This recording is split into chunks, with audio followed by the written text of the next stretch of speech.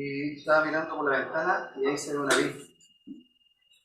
Está aquí una ramita porque está seca, en realidad no sirve para nada. Y me recordó Ezequiel capítulo 15, ¿no es verdad? Donde nos habla del palo de la vid. ¿Para qué podrá servir esto? Sí, tampoco es buena leña. Es mala leña, no, creo que no sirve para nada más. Porque el objetivo es para que esté verde y de uvas, ¿verdad? Que de frutos. Pero estaba contento porque tiene una hojita verde ahí al final.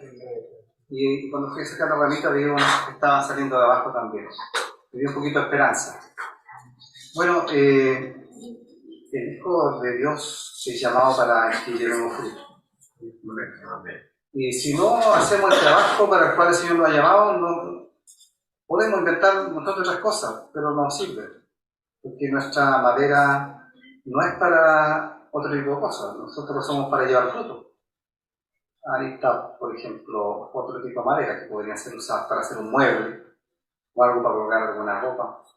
Pero esta es solamente para que lleve fruto. Y no pensaba decir esto, pero como vi eso ahí, me pareció interesante. Y acá, atrásito de sus dípticos, ustedes pueden observar que está también el sermón que me corresponde entregar ahora.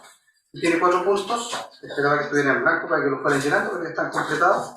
Pero sirve para que hagamos un compromiso en este congreso. Que cada uno, incluido yo, hagamos un compromiso para que definitivamente no terminemos como esa vid seca, porque el Señor nos ha llamado, ¿no es verdad?, para un servicio y no para otra cosa. Muchas veces nos desviamos y pensamos que tenemos muchas otras funciones, pero es una sola la que el Señor nos ha encomendado.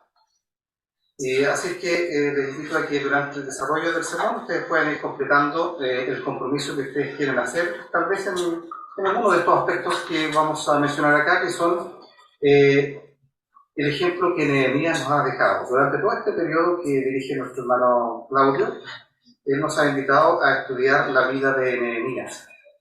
Y yo he resumido en 4 puntos los aspectos en los cuales nosotros deberíamos comprometernos ahora para llevar frutos, para que nuestra iglesia, nuestra familia se levante definitivamente y cumplamos el rol que el Señor nos ha encomendado. Así que les invito a que por favor durante todo el sermón ustedes vayan desarrollando el compromiso que van a hacer en este momento para que el próximo congreso lo traigan cumplido, ¿no es verdad? Y tal vez el hermano Claudio va a preguntar acerca de este compromiso. Tal vez no necesariamente con respecto a lo que yo voy a decir ahora, sino que con respecto a todo lo que hemos estudiado durante el día. Invito a que en el mismo pasaje que leímos, escuchen la palabra del Señor en 2 versículos que voy a repetir. En Nehemías, capítulo 2, y voy a repetir solamente los versículos 17 y 18. Yo estoy en pie en reverencia a la palabra del Señor y dice así su bendita palabra. Díjeles pues, vosotros veis el mal en que estamos, y Jerusalén está desierta y sus puertas consumidas del fuego. Venid y edifiquemos el muro de Jerusalén y no seamos más en oprobio. Entonces les declaré cómo la mano de mi Dios era buena sobre mí, y asimismo las palabras del rey que me había dicho, y dijeron, levantémonos y edifiquemos. Así esforzaron sus manos para bien. Oramos. Amado y bendito Padre Celestial, te damos gracias por esta tu palabra tan maravillosa. Te rogamos que abran nuestros ojos para ver ahí las maravillas escritas en tu ley, para que hoy día también podamos hacer compromisos de servicio cristiano. Ayúdanos a tomar estos ejemplos que tú nos has dejado en tu bendita palabra. Rogamos que esta exhortación sea para mí, pero para cada uno de los hermanos también que está participando. En el nombre de Cristo Jesús, mi Salvador. Amén. Amén. Tomen así. Cuando un siervo de Dios despierta, un despertar como el de Nehemías también, cuando un siervo de Dios despierta, hermanos, provoca el despertar de todo el pueblo. En la jornada de AFAL, yo pertenezco a la directiva de AFAL Sur. AFAL es la Organización Fundamentalista de las Mujeres acá en Chile, y como consejero pertenezco también a la directiva. Y hemos desarrollado ya 5 conferencias durante este año. Han sido extensas y cada una de ellas abarca todo el día. Ahora voy a contar más de eso, pero quiero mencionarle a una persona que conocí ahí en la directiva. Le pedí permiso para mencionar su nombre en este sermón. Se llama Moisés Balcázar. No sé si lo conocerá, es de la Iglesia Evangélica Aliancita. Le pedí permiso porque el testimonio de su vida, o por lo menos de la parte de su vida que él me contó, me da un ejemplo muy claro de lo que nosotros debemos hacer en el compromiso del servicio cristiano. Él pastorea la iglesia de la isla Maigen. La isla Maigen es una isla que queda cerca de la isla Puluki, un poquito más cerca de Puerto Montt, entre Puluki y Puerto Montt. Y ahí me contó lo siguiente: él, cuando se hizo cargo de esa obra en el año 2009, la situación de la iglesia era similar a las ruinas de Jerusalén, en realidad. No había nada, había provocado una división por causa del nombre y el falso maestro que llevaba a la gente hacia otro evangelio. Y habían quedado 4 familias pequeñas. 4 familias, una estaba compuesta por 2 personas, la que tenía más creo que tenía 4 personas. Pero eran familias pequeñitas que habían quedado ahí, y él se hizo cargo de la iglesia, se reunían en una casa, y para llegar a esa casa había un sector lleno de barro, entonces no había camino, ellos iban saltando cerco con botas de goma, y llevaban sus zapatos en una bolsa, y cuando llegaban a la casa, se sacaban las botas, se ponían los zapatos, entraban y hacían el tour. Entonces, ellos empezaron a invitar a personas para empezar a reactivar la obra en la isla Maigen. Pero la gente se burlaba de ellos y les decía: pero nosotros, ¿a dónde nos están invitando? Usted tiene una casa y está toda mal esa casa, más encima ni se puede llegar, está llena de barro. Entonces los hermanos le dijeron: pastor, queremos construir un templo. Y él les dijo: ya, está bien, ¿con cuánto dinero contamos? 200.000 pesos. Ustedes sabrán lo que significa eso al construir un templo, ¿no? No es nada. Pero se pusieron en la mano del Señor. Y uno de los hermanos le dijo: pero nosotros somos 4 familias, ¿podremos construir un templo? Y les dijo: miren, una sola familia construye una casa, ¿no es verdad?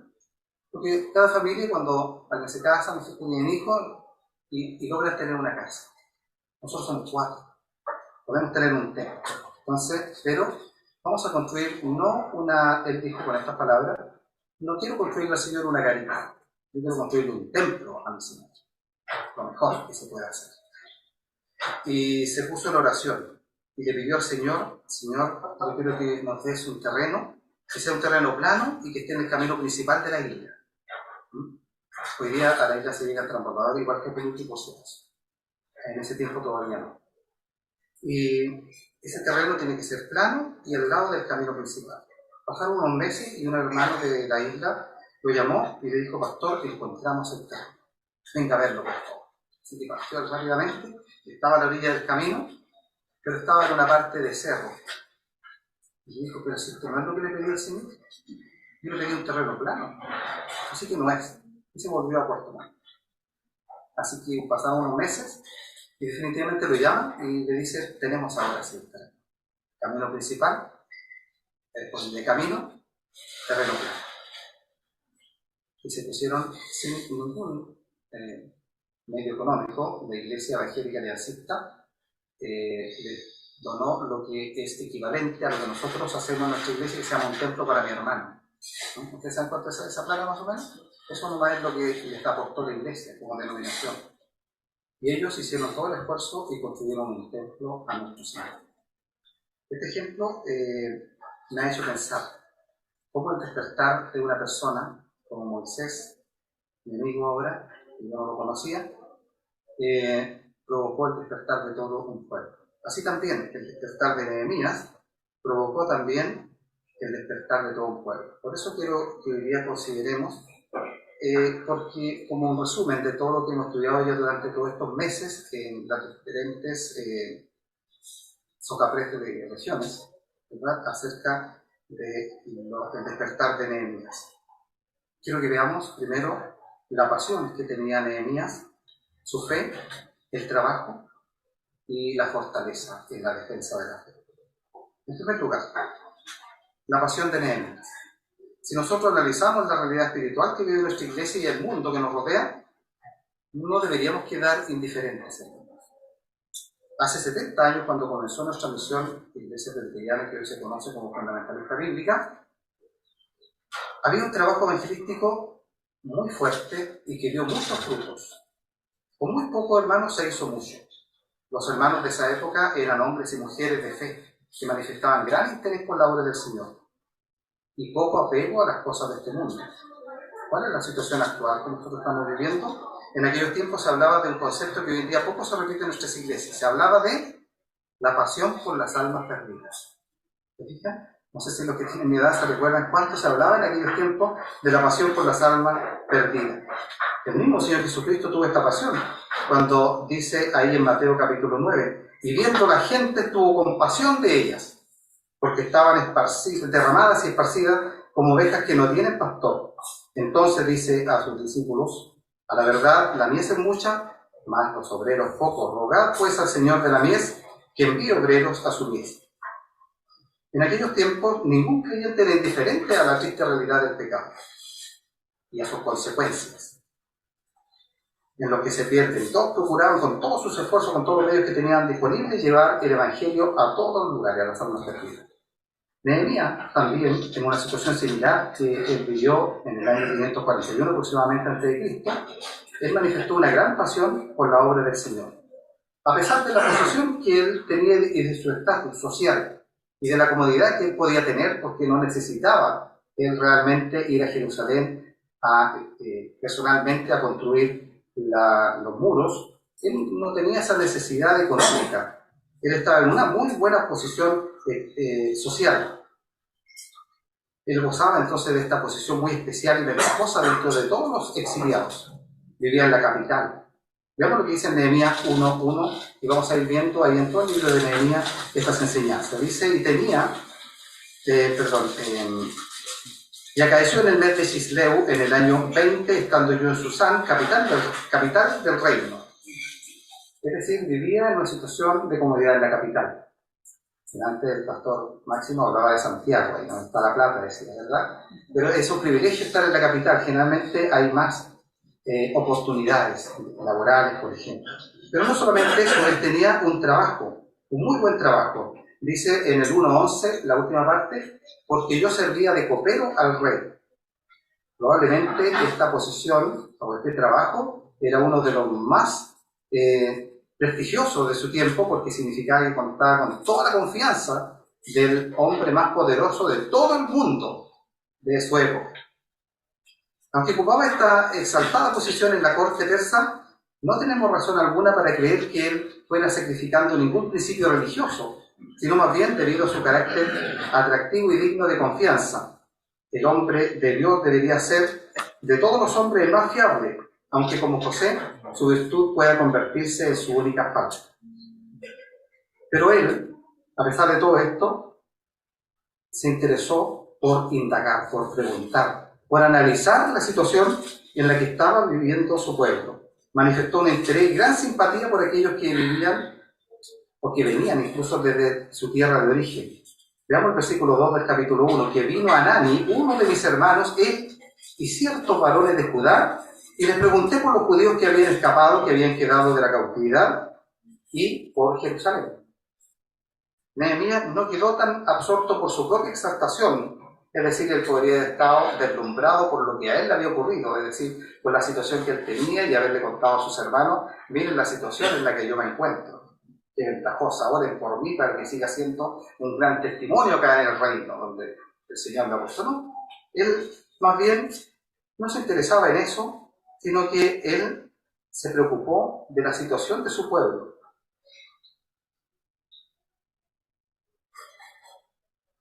Luego, vemos también la revelación. En el versículo 3 se le da a conocer efectivamente la situación en que estaba su pueblo. Y dijéronme, el residuo y los que quedaron de la cautividad allí en la provincia están en gran mal y afrenta, el muro de Jerusalén derribado y sus puertas quemadas a fuego. Esta era noticia muy triste, pero es mejor conocer la realidad que vivir bajo un engaño. A veces nosotros quisimos también no hablar de la situación que se vive en nuestro criterio, por ejemplo, una iglesia que ha estado en los últimos años decreciendo en la cantidad de números, de miembros, de nuestra iglesia, en varios aspectos. Si bien, como se ha visto, ella tiene unas ramitas verdes. Pero el pueblo acá estaba sufriendo debido a la pobreza, a la afrenta, y la muralla de su defensa estaba destruida. Seguían cosechando entonces los frutos de su rebelión y de su idolatría, por la cual habían llegado a esa situación. La debilidad y la afrenta serán siempre características del pueblo de Dios cuando se derrumban las murallas de la separación y han ardido las puertas de la alabanza por el fuego del enemigo. ¿Cuál fue su reacción ante esta triste noticia y al constatar esta realidad? Nosotros también podemos indagar acerca de la situación espiritual en que se encuentra nuestra iglesia, o más bien nuestra familia. ¿Para qué ir tan lejos? Veamos nuestra propia familia. Nuestro país también podemos ver. Pero ¿tenemos el interés nosotros en realizar un estudio de indagación para ver cómo estamos? No es algo tan difícil, pero es necesario. Por ejemplo, si nosotros observamos nuestro país, hace 50 años era muy diferente. Hemos estado analizando en estos días que me he encontrado un tanto de vacaciones en la casa de mi cuñado, el hermano Ricardo Medina, y hemos estado analizando la situación que se vive hoy, no solamente en nuestro país, en el mundo y también en la iglesia. Pero hace 50 años, por ejemplo, era impropio escuchar en la televisión alguna palabra grosera o alguna imagen indecorosa. En los colegios había disciplina y respeto por los profesores. Los alumnos tenían normas, incluso de vestuario y apariencia personal. Las leyes del país tenían una base moral sólida. En cambio, hoy en día la situación es completamente diferente. De tal manera que, como ya sabemos, lo malo se llama bueno y lo bueno malo. El ateísmo ha llegado a cifras que en una década se han duplicado, llegando en estos momentos, algunos creen que a un 35% de la población en nuestro país aproximadamente. Sin duda que mucho de esto se debe a la falta de responsabilidad del pueblo cristiano. ¿Cuál será nuestra reacción al ver la triste realidad? Yo mismo, por ejemplo, analizo mi familia. Mi tío abuelo era el pastor Rodrigo Saavedra, y había muchos familiares cercanos a él, y eran muchos los que seguían al Señor en esos tiempos. Hoy día he indagado cómo está mi familia, tanto por parte de mi padre como de mi madre. Es una situación muy triste. ¿Cuál será nuestra reacción ante esa triste realidad? Veamos la reacción de Nehemías en el versículo 4. Y fue que como yo oí estas palabras, me senté y lloré, me enluté por algunos días y ayuné y oré delante del Dios de los cielos. Bueno, luego continuó orando. Si siguen ahí el relato, hasta el versículo 11 sigue orando. Y después siguió por varios meses orando, y siguió orando. ¿Cuál será tu reacción?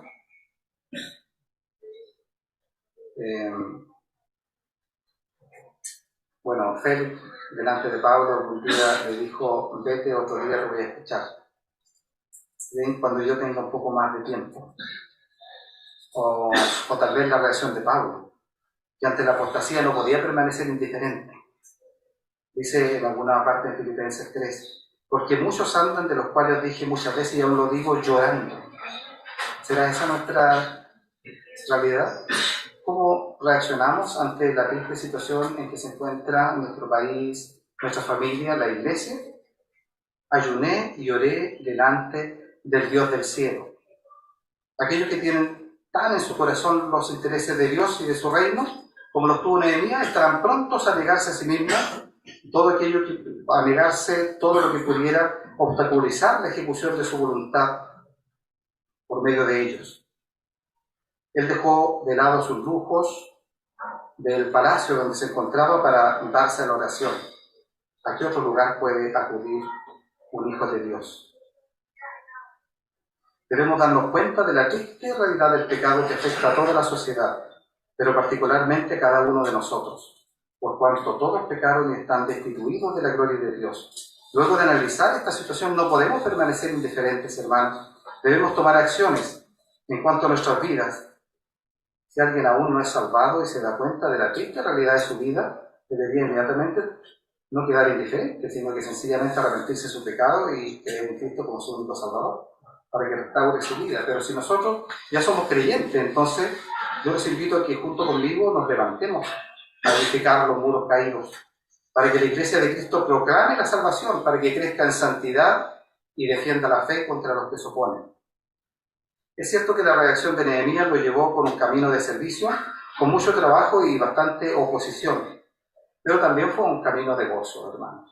No solamente que vamos a decir que vengamos a servir al Señor y vienen todas las tristezas, no, no es así. Efectivamente hay oposición, pero hay mucho gozo y bienaventuranzas que son incalculables. No os entristezcáis, porque el gozo de Jehová es vuestra fortaleza, dice Nehemías 8:10, la segunda parte. En segundo lugar, para hacer un compromiso en nuestra vida, consideremos la fe de Nehemías. La fe en Jesús es lo mejor que nos puede pasar. A mí siempre me pasa que cuando hay muchas alternativas, empiezo a verlas todas y hay algunas bastante buenas, pero sigo buscando porque quiero buscar la mejor, la mejor. A veces me equivoco y no me equivoco en nada. Me ha pasado muchas veces. Pero cuando encuentre usted la fe en el Señor Jesucristo, se dará cuenta inmediatamente que eso es lo mejor que le puede pasar. Aférrese a esa fe. Un creyente con fe, hermanos, es un creyente que ora. Nehemías había constatado la triste situación en que se encontraba su pueblo y la ciudad santa, y lo había hecho a pesar del estatus social en el que se encontraba él. Pero él no era indiferente al sufrimiento de sus hermanos, y ante esta triste realidad, él tenía varias opciones, o varios caminos a seguir. ¿Qué podía hacer Nehemías cuando había constatado lo que había sucedido? Él elige el camino mejor y más efectivo. Alguien podría haber dicho, bueno, en esta situación vamos inmediatamente, y hubiera partido tal vez como un loco, ¿no es cierto?, a realizar algo que nunca habría podido hacer solo. Pero el que hace, elige la mejor opción, la oración. La oración efectiva, que tiene varios aspectos a considerar. Dice en Nehemías 1:4, y fue que como yo oí estas palabras, me senté y lloré y me enluté por algunos días y ayuné y lloré delante del Dios de los cielos. Era una oración sincera, una oración ferviente, por cuanto él primeramente dice que se sentó y lloró y se enlutó y ayunó. Es decir, él se dedicó a orar. No fue una oración casual o motivada por la emoción. Muchas veces oramos motivados por la emoción. Pero esta era una oración que estaba planificada. Se dedicaba a la oración. En segundo lugar, fue una oración en conjunto con otros creyentes. Fíjense lo que dice el versículo 11 del capítulo 1 todavía. Luego te, oh Jehová, esté ahora atento tu oído a la oración de tu siervo. Y fíjense lo que sigue después. Y la oración de tus siervos, quienes desean temer tu nombre, y ahora concede el próspero suceso a tu siervo y dale gracia delante de aquel varón, porque yo servía de copero al rey. Aquí vemos que pide a Jehová que atienda su oración, y no solamente la de sus siervos. Cuando tenemos una petición que es muy importante, debemos recurrir al resto del cuerpo de Cristo, para que en un mismo espíritu roguemos a nuestro Dios. Pero un creyente con fe también sabe esperar. Sabe que el Señor tiene su tiempo. Tiene paciencia. Nehemías esperó 4 meses hasta que llegó el momento preciso, porque dice en el capítulo 2, versículo 1, fue que en el mes de Nisán, en el año 20 del rey Artajerjes, que estando ya el vino delante de él, tomé el vino y lo di al rey, y como yo no había estado antes triste en su presencia, me dijo el rey, ¿por qué está triste tu rostro, pues no estás enfermo? No es esto sino quebranto de corazón. Entonces temí en gran manera, y dije al rey, el rey viva para siempre. ¿Cómo no estará triste mi rostro, cuando la ciudad, casa de los sepulcros de mis padres, está desierta y sus puertas consumidas del fuego? Pero un creyente con fe sabe pedir también. Sigamos leyendo desde el 4. Y díjome el rey, ¿qué cosa pides? Entonces oré al Dios de los cielos y dije al rey, si al rey place y se agrada a tu siervo delante de ti, que me envíes a Judá y a la ciudad de los sepulcros de mis padres, y la reedificaré. Entonces el rey me dijo, y la reina estaba sentada junto a él, ¿hasta cuándo será tu viaje y cuándo volverás? Y plugo al rey enviarme después que yo le señalé tiempo. Además dije al rey, si al rey place, déseme carta para los gobernadores de la otra parte del río, que me franqueen el paso hasta que llegue a Judá. Y carta para Asaf, guarda del bosque del rey, a fin de que me dé madera para enmaderar los portales del palacio, de la casa, y para el muro de la ciudad y la casa donde entraré. Y otorgóme el rey lo que otorgóme el rey según la benéfica mano de Jehová sobre él. Pero un creyente con fe no solamente se queda ahí, sino que él mismo trabaja. El 11 dice, llegué pues a Jerusalén y estando yo allí 3 días, me levanté de noche yo y unos pocos varones conmigo, y no declaré a hombre alguno lo que Dios había puesto en mi corazón, que hiciese en Jerusalén, ni había bestia conmigo, excepto la cabalgadura en la que cabalgaba. Y salí de noche por la puerta del valle hacia la fuente del dragón y a la puerta del muladar, y consideré los muros de Jerusalén que estaban derribados y sus puertas estaban consumidas del fuego. Pasé luego a la puerta de la fuente y al estanque del rey, mas no había lugar por donde pasase la cabalgadura en que iba, y subí por el torrente de noche y consideré el muro, y regresando entré por la puerta del valle y me volví. Y no sabían los magistrados dónde yo había ido, ni qué había hecho. Ni hasta entonces lo había yo declarado a los judíos, sacerdotes, ni a los nobles y magistrados, ni a los demás que hacían la obra. Pero él se dedicó a trabajar, se dedicó a indagar, se dedicó a hacer el trabajo en principio solo, no esperando que otro tomara la iniciativa. Pero un creyente con fe también se santifica.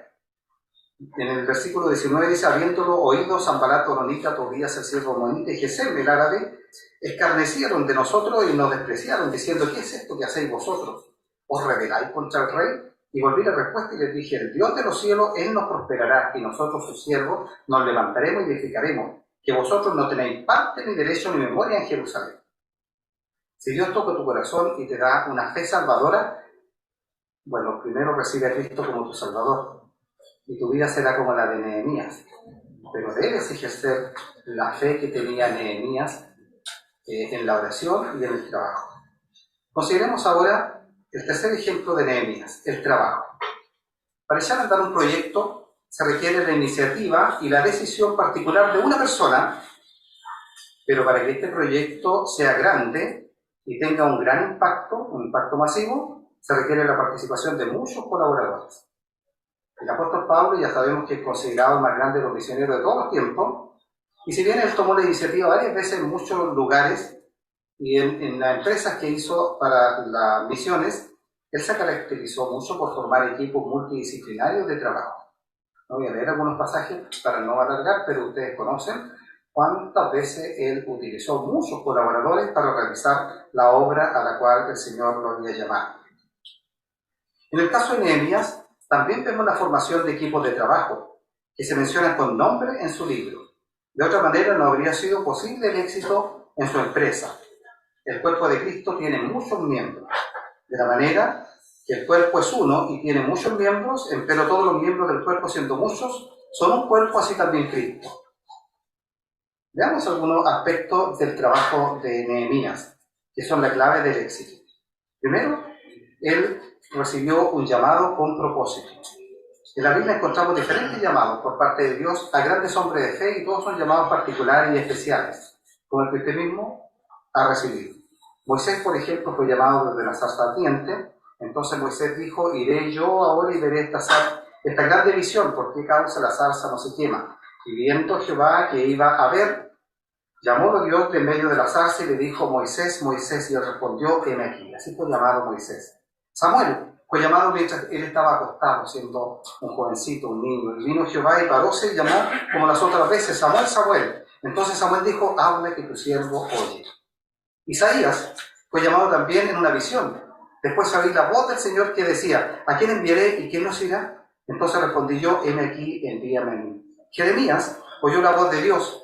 Fue pues palabra de Jehová a mí diciendo: antes que te formase en el vientre te conocí, y antes que saliese de la matriz te santifiqué, te di por profeta a las gentes. Y yo dije: Señor Jehová, y aquí no sé hablar, porque soy niño. Así fue llamado Jeremías. Pero Nehemías fue llamado sencillamente a recibir noticias, o la visita de su hermano y algunos otros hombres de Judea, y fue llamado sencillamente a recibir noticias que daban a conocer la situación de su pueblo.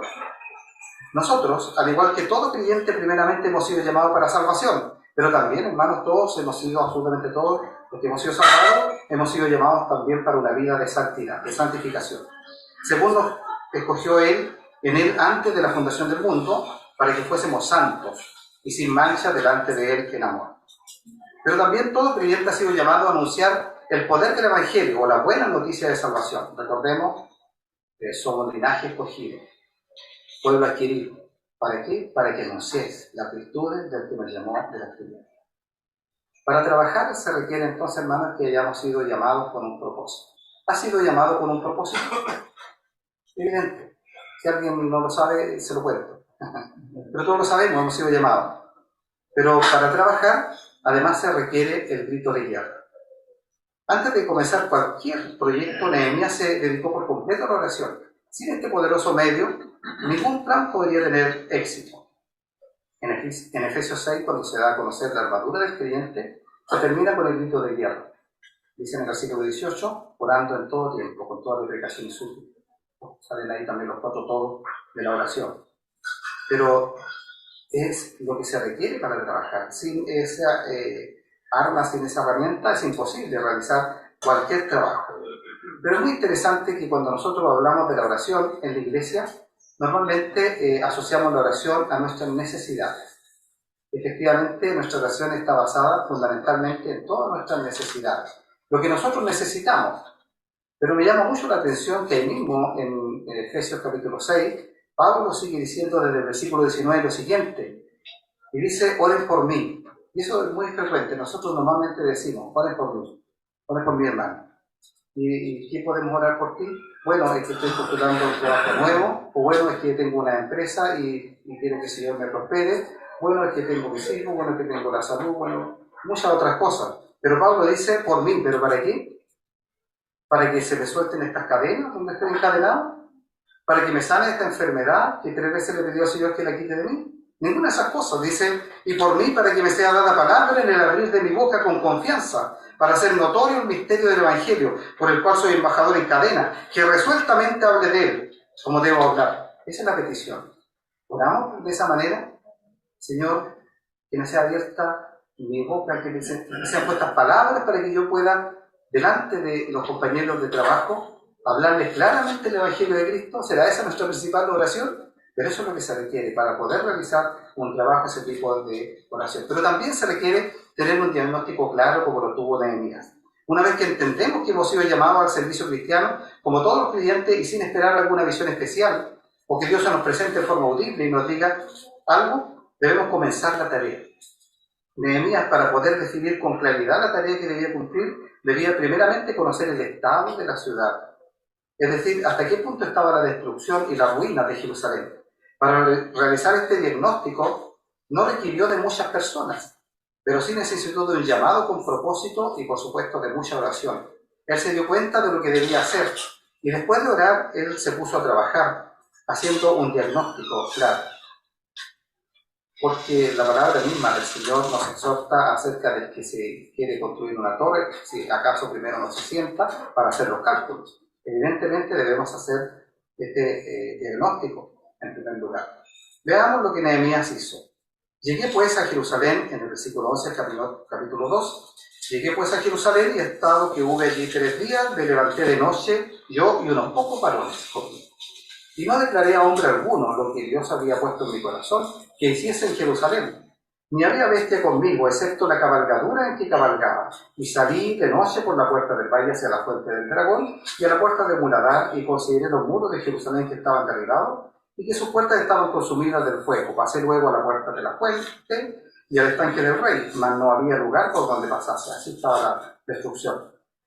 Y subí por el torrente de noche y consideré el muro, y regresando entré por la puerta del valle y me volví. Y no sabían los magistrados dónde yo había ido, ni qué había hecho, ni hasta entonces lo que había yo declarado a los judíos y sacerdotes, ni a los nobles, ni magistrados, ni a los demás que hacían la obra.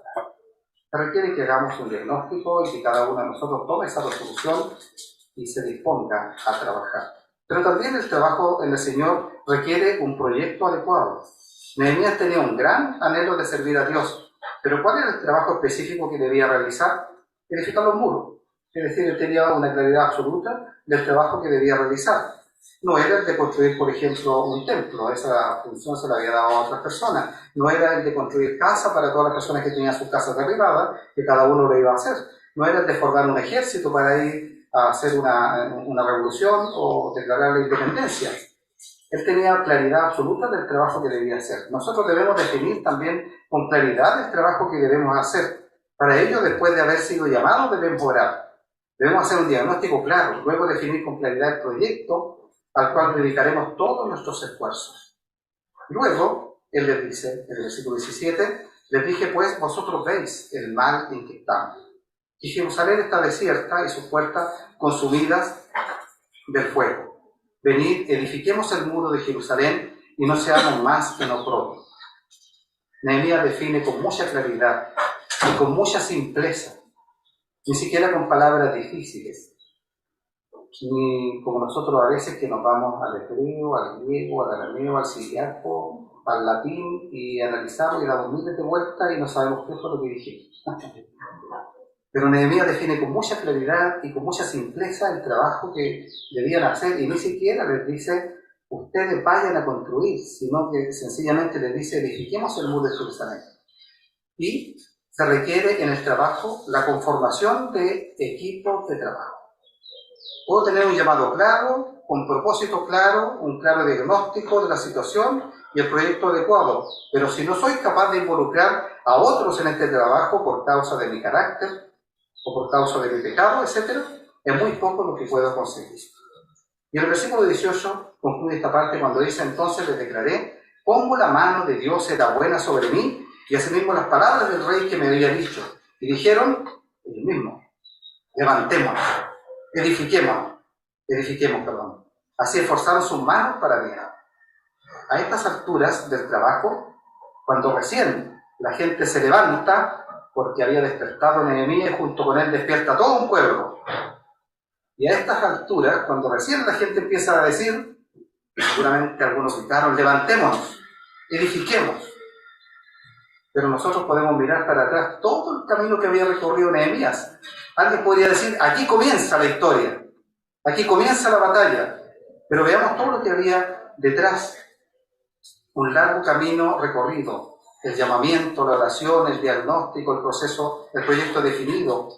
Y ahora a reclutar todo el personal que sea necesario, sin anteponer mi liderazgo, sin forzar un resultado de acuerdo a mis capacidades.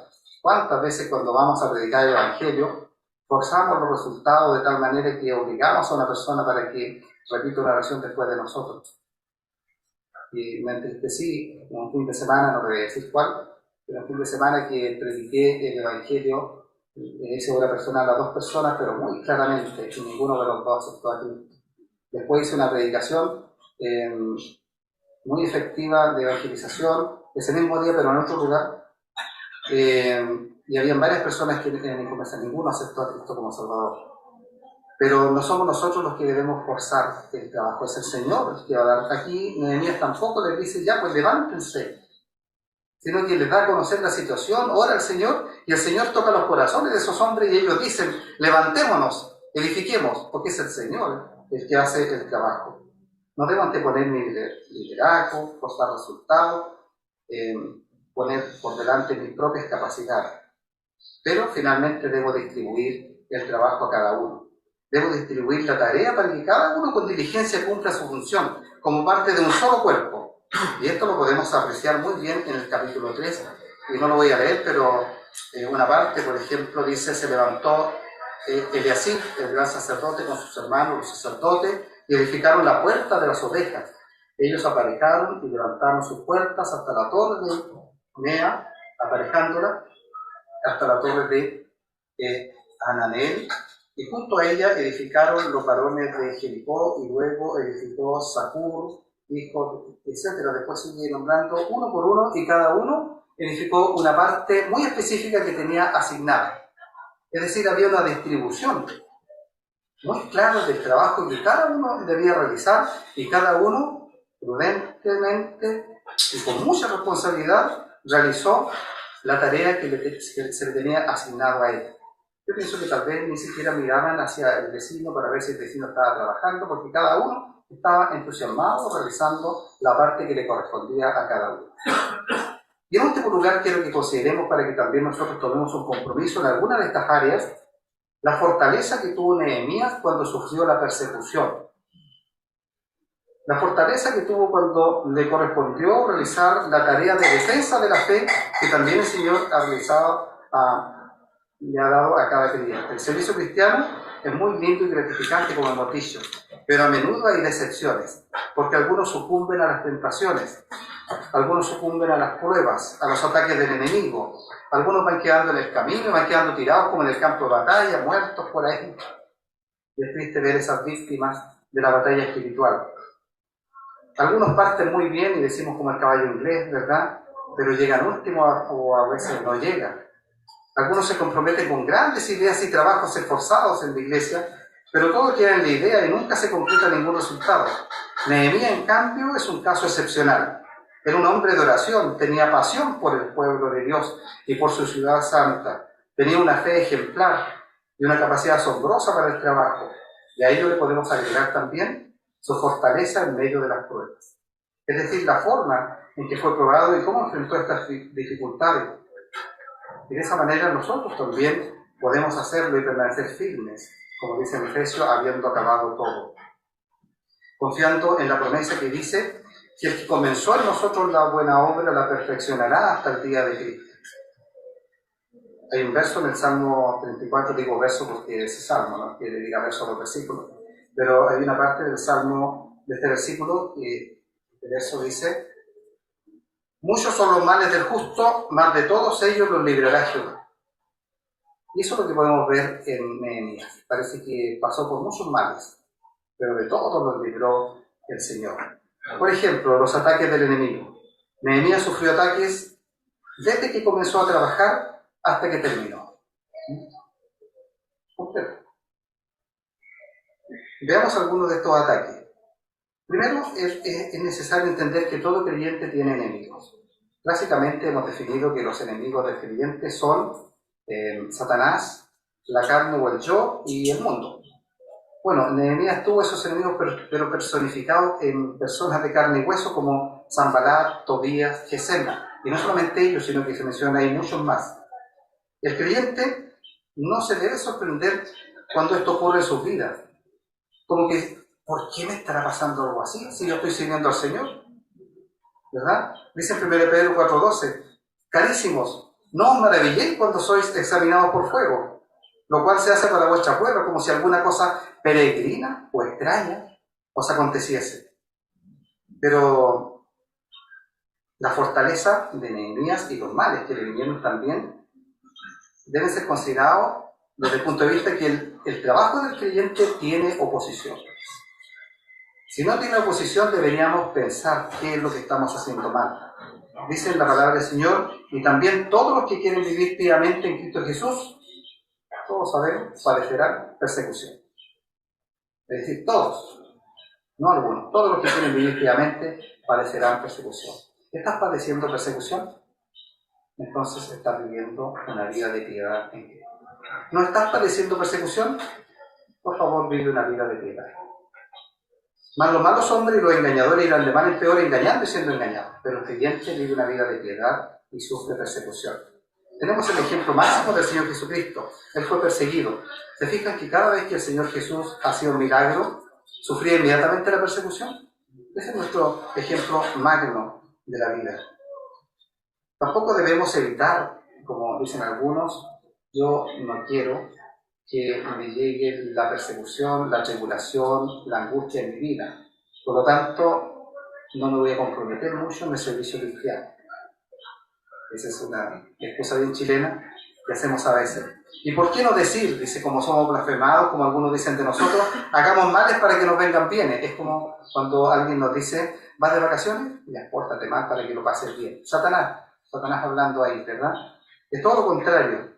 El creyente, a pesar de sufrir persecución, el Señor nunca nos tentará más allá de lo que podemos soportar. El pensamiento popular entonces dice así, pero el creyente debe vivir conforme a la palabra de Dios. Pero el enemigo también intenta hacer alianzas con el creyente. Y eso debemos considerarlo y ver cómo ponemos la fortaleza del Señor en nuestras vidas cuando el enemigo intente hacer alianzas. Cuidado, es una estrategia satánica mucho más peligrosa de lo que uno se puede imaginar. Las alianzas con el enemigo.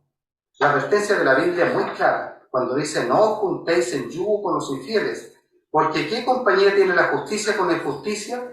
¿Y qué comunión la luz con las tinieblas? ¿Y qué concordia Cristo con Belial? ¿O qué parte el fiel con el infiel? ¿Y qué concierto el templo de Dios con los ídolos? Porque vosotros sois el templo de Dios viviente, como Dios dijo, habitaré y andaré en ellos y seré Dios. Y seré el Dios de ellos y ellos serán mi pueblo, por lo cual salid de medio de ellos y apartaos, dice el Señor, y no toquéis lo inmundo, y yo recibiré y seré a vosotros padre, y vosotros me seréis a mí hijos e hijas, dice el Señor Todopoderoso. Pareciera algo tan conocido y alguien podría estar pensando, otra vez están repitiendo ese versículo. Y yo me lo sabía de memoria cuando era joven. Yo egresé, estaba estudiando en la universidad, y entonces llegué un día a mi casa y le dije a mi papá, el pastor fue el 12, mi papá, y le dije, voy a dejar la universidad, acabo de tomar la decisión porque me voy a ir al seminario y voy a ser pastor. Y él me dijo, mira, yo te aconsejo que termines lo que ya comenzaste, no debes dejar las cosas a medias, así que termina tu carrera, después si quieres te vas a la universidad, perdón, al seminario. Entonces terminé la universidad y se me olvidó la otra. Se me olvidó y yo tenía muy claro, y sabía esto, no juntéis en yugo con los infieles. Y decía, ¿será que esto se aplica solamente al matrimonio? Y esa parte la entendí muy bien, gracias al Señor. Esa parte la entendí, pero abarcaba mucho más que esto. Y cuando ya comencé mi vida profesional, hice sociedad con un inconverso. Y creo que por eso no llegué al pastorado. Y la sociedad duró muy poco, pero el daño espiritual duró muchos años. Duró muchos años. El Señor es muy claro en su palabra y a nosotros nos parece algo de perogrullo repetir y repetir estas cosas, pero es tan necesario, porque de otra manera no entendemos. Sanballat y Gesem enviaron a decirme, dice Nehemías en el versículo 2 del capítulo 6, ven y compongámonos juntos en alguna de las aldeas en el campo de Ono. Mas ellos habían pensado hacerme mal. Ellos siempre piensan hacernos mal. En nuestros tiempos los enemigos de la fe nos dicen, compongámonos juntos. Fernando, ¿qué tal si no? Esa palabra no la usan, yo sé. La usa nuestra versión, no, pero dice, juntémonos. ¿Qué le parece, Fernando? Juntémonos, nos dice la gente del mundo. Hagamos una junta. Pero nosotros sabemos lo que hay detrás de todo eso, el alcohol, las palabras groseras, las palabras de doble sentido, el baile, la música satánica, etcétera, etcétera. ¿Y cuál va a ser nuestra respuesta? ¿Estás activo en el servicio cristiano? La intención del maligno siempre es la de hacernos mal. Los que caen en la trampa lo pasan muy mal, por no estar apercibidos. Y generalmente es por nuestra autosuficiencia, porque creemos que lo sabemos todo y que estamos muy firmes. Sed templados y velad, porque vuestro adversario el diablo, cual león rugiente, anda alrededor, buscando a quien devore. 1 Pedro 5:8. No viene el león para otra cosa, viene para devorar. El ladrón no viene sino para hurtar y matar y destruir. Sino para hurtar, matar y destruir. Yo he venido para que tengan vida y para que tengan en abundancia. Pero el enemigo es insistente. Nuestro texto dice, aquí en el versículo 4, a ver, no lo noté, pero dice que vinieron por quinta vez. Este lo pueden buscar en el capítulo 6. Vinieron por quinta vez a insistir con Nehemías para que Nehemías se juntara con ellos, tuviera comunión con estos hijos de Belial. Multiplicaránse los dolores de los que sirven diligente a otro Dios, dice el Salmo 16. Diligentes. ¿Se fijan cómo es el enemigo para servir a sus dioses? Van diligentes, como que van corriendo a servir a sus ídolos. Y los ídolos de esos estamos llenos. Yo he visto cómo también se cumple ese pasaje que dice que, honrando a las criaturas antes que el Creador, he visto personas que están adorando animales y les celebran cumpleaños y les compran los mejores alimentos que ellos nunca han comido. Y van diligentes, corriendo. Y cuando nosotros vamos a la escuela dominical, vamos arrastrando los pies, a veces hay que pescar a los hijos, sacarlos de la cama a la fuerza, llegan a la iglesia con una sábana arrastrando. Pero los que sirven a otros dioses van diligentes. ¿Cuántas veces nos han invitado a una fiesta mundana? ¿Cuántas veces insisten a que tú tomes un trago o hagas alguna cosa similar? Y nosotros, en cambio, ¿cuántas veces insistimos para que una persona asista a la iglesia? Vamos una vez, esa persona nos tira agua y no volvemos nunca más. Pero el adversario también avisa y levanta calumnias. Por ejemplo, nos acusan de incitación al odio. Nos estigmatizan como personas rebeldes, como personas intolerantes, con calificativos falsos. Si nosotros no aceptamos un lenguaje inclusivo o sus ideologías, nosotros somos los intolerantes. Ustedes saben lo que nos pasó en la página de Facebook, ¿verdad? que nos acusaron de incitación al odio, porque el enemigo levanta estas calumnias en contra del creyente. Es absolutamente falso. Nosotros estamos incitando al amor de Dios en su vida. Y en el diario La Tercera salió recién esta noticia, que dice: hace una reforma de la enseñanza religiosa en el sistema escolar chileno. Quieren terminar con las clases de la religión evangélica. Hay un decreto en nuestra ley, que es el decreto 824 de 1980 y... ¿Cuánto? 90. Bueno, 894. 924. Ah, bueno, ya, 994. Sí, está bien. Y tenemos esa bendición en nuestro país.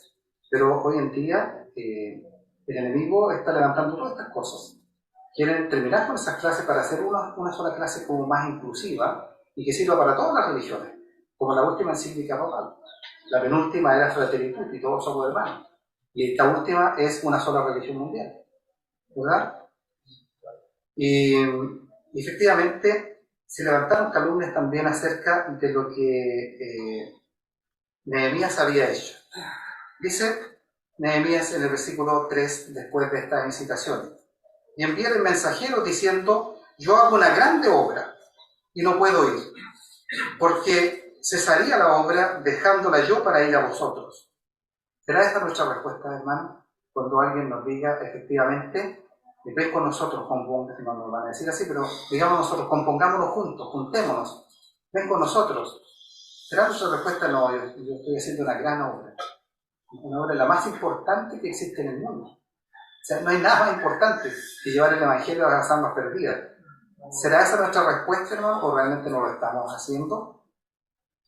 Pero el enemigo finalmente va a intimidarnos, para atemorizarnos, y de esta manera que no cesemos el trabajo. Nos infunden miedo como a Nehemías. Sin embargo, el Señor nos dice: porque no nos ha dado Dios el espíritu de temor, sino el de fortaleza y de amor y de templanza. Sigamos leyendo en el versículo 4. Y enviaron a mí con el mismo asunto por 4 veces, y yo le respondí de la misma manera.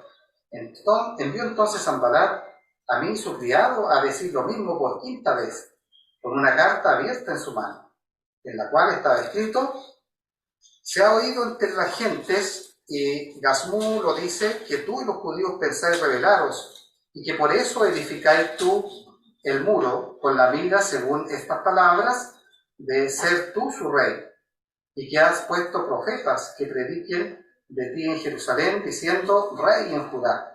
Y ahora serán oídas del rey las tales palabras. Ven por tanto y consultemos juntos. Finalmente entonces nos atacan de aquella manera. ¿Cómo se defiende Nehemías ante esta situación? Hemos visto el ataque que sufrió Nehemías, del cual es similar al que sufren todos los creyentes fieles de nuestros tiempos. Veamos entonces la defensa que hace este siervo de Dios.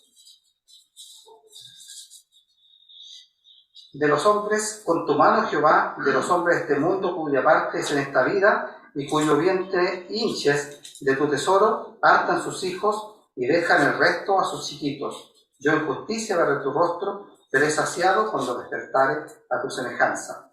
Una referencia del Salmo 17. Pero para defenderse, Nehemías tenía una visión muy clara. Es decir, él tenía muy definida su meta y su llamado. No tenía absolutamente ninguna duda al respecto. Yo hago una grande obra y no puedo ir, sencillamente. ¿Podríamos dar esta respuesta? ¿Estamos realizando realmente nosotros esta gran obra? Si te invitan, por ejemplo, a ser bombero, a los varones los invitan mucho para componer el cuerpo de bomberos, ¿cuál será su respuesta? Mira, es una gran obra la que ustedes realizan como bomberos, pero yo estoy haciendo una gran obra. O si te invitan a jugar fútbol el día domingo a un club social, esto está bueno para los jovencitos, ¿cuál será su respuesta? Mas a Dios gracias que nos da la victoria por el Señor nuestro Jesucristo. Así que, hermanos míos amados, estad firmes y constantes, creciendo en la obra del Señor siempre, sabiendo que vuestro trabajo en el Señor no es vano. Nehemías enfrentó a sus enemigos con la verdad. Lo que sus enemigos habían dicho no eran las palabras de Dios, sino las que ellos habían inventado, es decir, una mentira. Y en el versículo 8 dice así: entonces envié yo a decirle, no hay tal cosa como tú dices, sino que de tu corazón tú lo inventas. Enfrentemos, hermanos, la oposición al Evangelio con la verdad de la palabra de Dios. No temamos de levantar nuestra voz y decir y dar a conocer toda la verdad de la palabra de Dios. Denunciemos la mentira. Pero Nehemías, además de todo esto, él siguió orando. Nehemías, ante las dificultades, continuó orando. Fíjese en el versículo 9, en la última parte. Dice: esfuerza pues mis manos, oh Dios. Así dice Nehemías: esfuerza mis manos, oh Dios. Y lo hacía porque no confiaba en sus propias manos, o lo que él podía hacer, o en el trabajo, o en la defensa, sino que confiaba solamente en Dios. Pero Nehemías también reconoce a los falsos maestros.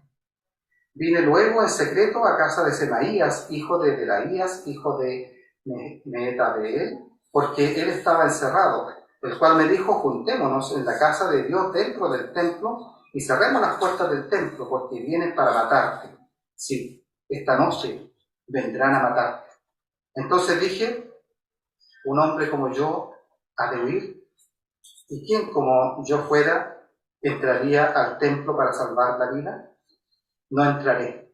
Y entendí que Dios no lo había enviado, sino que hablaba aquella profecía contra mí, porque Tobías y Sanballat le habían alquilado por salario. ¿Cuántas veces nosotros caemos en la trampa del enemigo? Y a veces compartimos incluso publicaciones del enemigo. ¿Cuánta falta de discernimiento en el pueblo cristiano que cae en todas las trampas del enemigo? Pero también Nehemías enfrenta todas estas adversidades con valentía. Un hombre como yo ha de huir, dice él.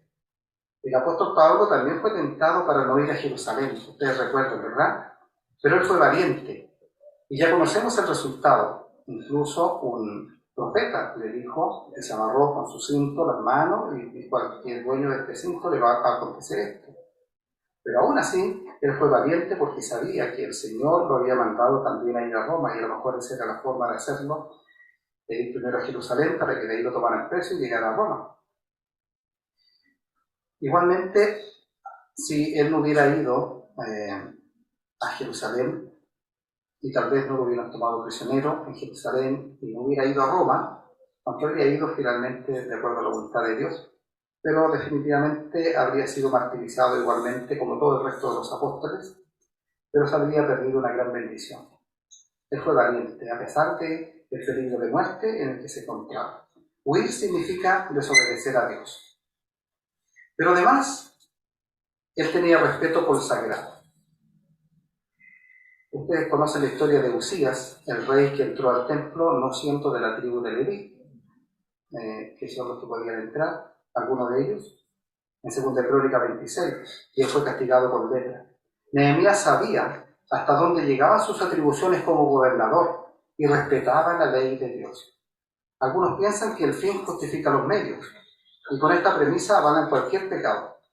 Pero el respeto por lo sagrado es el mejor camino para el servidor de Dios. Y también Nehemías tuvo discernimiento. Este es un bien muy poco común en nuestros días. Nehemías entendió que Dios no había enviado a Semaías y tomó la decisión correcta.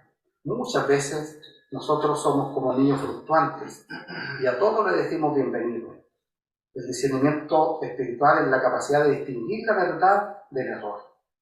Una hermana llegó una vez y dijo que había encontrado un libro muy lindo acerca de la oración. Hermano, debemos practicar esto porque es tan hermoso. Consiste en que usted se concentre con toda su fuerza y visualice la respuesta que el Señor le va a dar, y de seguro que el Señor le va a responder. Hermanos, hagamos esto. Falta de discernimiento, ¿verdad? Va en contra de los principios cristianos. Este discernimiento es imposible para los inconversos, porque sabemos que el Dios de este siglo ha cegado los entendimientos de ellos. Para tener discernimiento necesitamos sabiduría, y el principio de la sabiduría es el temor de Jehová. El discernimiento entonces se logra con una vida de devoción por Dios y su palabra, más que por las cosas externas como el trabajo. Si temo a Dios, tengo discernimiento. Y también, en último lugar, Nehemías enfrentó con fortaleza las pruebas y las dificultades porque apelaba a Dios para ser vindicado o para que él lo reivindicara o para que él considerara que era justo. Nehemías no deseó venganza, sino vindicación de Dios. Y dice: acuérdate, Dios mío, de Tobías y de Sanballat, conforme a estas sus obras, y también de Noadías profetisa y de los otros profetas que hacían por ponerme miedo. Que lo entregó al Señor. Un hermano muy querido, una vez que sufrí un daño por causa de una persona del mundo, me dijo: pídele al Señor que lo castigue. Estuve tentado, pero efectivamente eso no era lo que había que hacer. En este caso, Nehemías entonces apela a Dios para ser vindicado solamente. En conclusión, la vida consecuente de Nehemías y su firme resolución de servir a Dios le valió el respeto y el reconocimiento aún de sus enemigos, hermanos, quienes no podían desconocer que aquí había un hombre que había hecho la obra de Dios. De todas maneras, los ataques continuaron hasta el fin, y es por ello que su trabajo siempre estuvo acompañado de la pala y de la espada. Los que edificaban en el muro y los que llevaban carga y los que cargaban, con la una mano trabajaban en la obra y en la otra tenían la espada. Muchos son los males del justo, mas de todos ellos los librará Jehová. Hagamos hoy día un compromiso como el de Nehemías. Construyamos junto con él, siguiendo su ejemplo de pasión por las almas perdidas, pasión por la obra del Señor, siguiendo su ejemplo de fe, especialmente en la oración, siguiendo su ejemplo de trabajo, especialmente de equipo, y teniendo la fortaleza que tenía Nehemías en la defensa de la fe. Para que no seamos como ese palo de vid seco que no sirve para hacer ninguna otra cosa, porque nosotros somos llamados para llevar fruto. Que el Señor nos ayude y que el Señor nos bendiga, puesto en pie oramos. Mientras que oramos, voy a pedir que cada uno de ustedes haga su compromiso delante del Señor de servirle más fielmente en alguna de estas áreas que hemos mencionado, en la pasión, en la fe, en la oración, vamos a decir también, en el trabajo y en la defensa de Dios. ¿Oramos? Amado y buen Padre Celestial, nos inclinamos con gozo y gratitud en nuestros corazones por tu palabra bendita. En ella encontramos, Señor, sabiduría, encontramos todo lo que necesitamos para vivir la vida cristiana. Te rogamos ahora, Señor, que mires a tu pueblo, que mires a esta sociedad de caballeros nacional, de tal manera que podamos hacer compromisos en tu obra, Señor. Ayúdanos a tener esa pasión que tenía Nehemías por la ciudad santa, por tu pueblo, que nosotros también tengamos esa pasión por las almas perdidas, por nuestras familias, por nuestra iglesia, Señor, de tal manera que nos comprometamos en el servicio cristiano, no quedemos indiferentes. Permite, Señor, también que podamos tener la fe que tenía Nehemías, para esperar, una fe para orar con devoción, una fe para saber también lo que debemos pedir y para hacer el trabajo. Ayúdanos para que este trabajo sea efectivo, no solamente de nosotros mismos, levantándonos para trabajar, sino que contagiando también a todo tu pueblo, Señor, para que todos nos levantemos sin imponer nuestro liderazgo o nuestras propias capacidades. Y ayúdanos también, Señor, en el servicio de defensa de la fe cuando vengan los ataques de enemigos y los falsos maestros a introducirse en la iglesia, para que podamos tener discernimiento y para que podamos tener la fortaleza, porque tú eres nuestra fortaleza. Amén. Bendice, Señor, a cada uno de tus hijos que en este momento está haciendo un compromiso para servirte de mejor manera. Y ayúdame a mí mismo, Señor, para que mis compromisos sean fieles. Lo ruego en Cristo Jesús, mi Salvador. Amén. Amén. El Señor le bendiga. Amén.